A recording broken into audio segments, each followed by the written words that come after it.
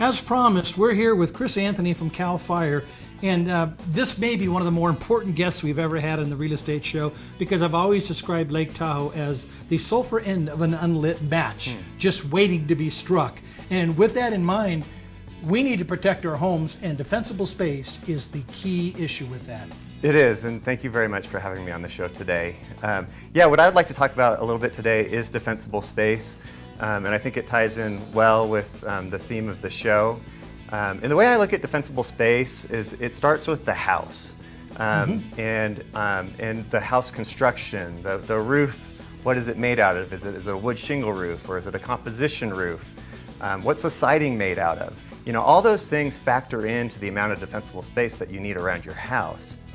What we saw in the Angora fire were some older homes with older construction that were more vulnerable to ember intrusion and radiant heat, resulting in them burning down. So ember intrusion, for those of us that don't speak fire, that's when you get rained on by the little droplets of fire, and heat, what you're talking about is just the heat of the fire itself right next to the home. Exactly. It can combust. Yeah, a lot of people don't realize that you have the flaming front of the fire over here, but then you have a lot of embers that fall well in front of the main fire itself.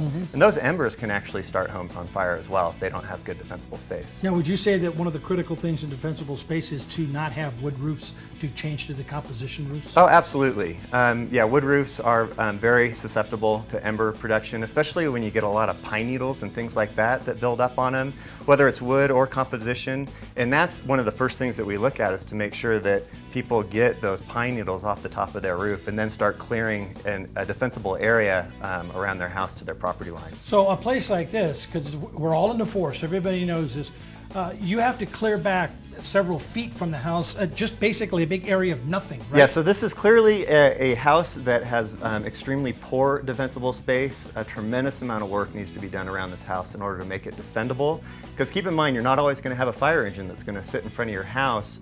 And if the house is not defendable, you know, we may have to move on to a house like this. And this house here was in the Angora fire, and you can see that mailbox melted from the radiant heat. There's even a basketball hoop in the back that melted as well. But this house had excellent defensible space, and it survived without a fire engine in the front yard. Here's a series of pictures from the Sand fire, and you can see the fire approaching this house now.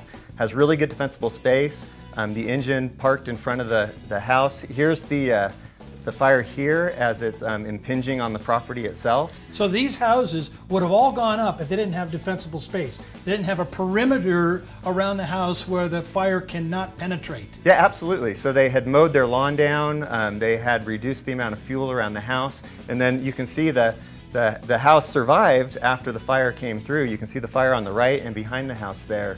And because it had good defensible space, we were able to protect this house, and it didn't burn down in the fire. So how far approximately from the home should defensible space be?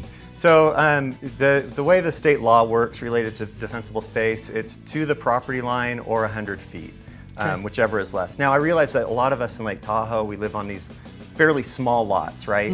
So we can only get defensible space out to our property lines. And that's all that's required. If you can get more than that, that's great. That may be enough, though, to save your home in case of a fire, right? Well, absolutely, especially if you and your neighbor and your neighbor's neighbor and your other neighbors are all doing the same thing and making that whole subdivision fire safe. Great. And we're going to be back with more from Chris Anthony and how to keep ourselves safe and happy here in Lake Tahoe in the middle of a very scary fire season. We'll be right back.